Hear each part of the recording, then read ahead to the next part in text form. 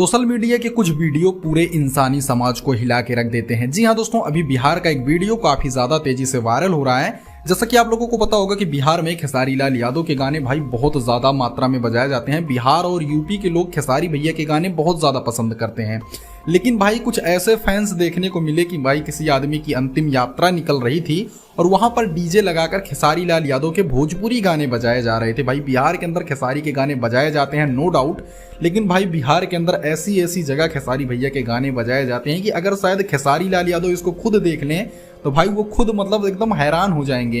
दोस्तों, जहां तक मुझे पता है, मैंने सुना था कि जब किसी व्यक्ति की उम्र 100 साल से अधिक हो जाती है तो उसके मरने की खुशी में लोग निर्गुण गाना वगैरह बजाते हैं और देसी वाला जो बैंड बाजा होता है उसको बजाते हैं। लेकिन भाई हमारे यूपी बिहार में एक नया प्रचलन शुरू हो गया है कि भोजपुरी गाने बजाए जा रहे हैं लोगों की अंतिम यात्रा पर। क्या दोस्तों, आपने कभी ऐसे किसी नियम के बारे में सुना है जहां पर भोजपुरी गाने बजाए जा रहे हो भाई अंतिम यात्रा पर? मतलब आप अब क्या बोलें भाई, इस पर क्या आपकी क्या राय है दोस्तों? क्या ऐसा करना सही है हमारे समाज के लिए?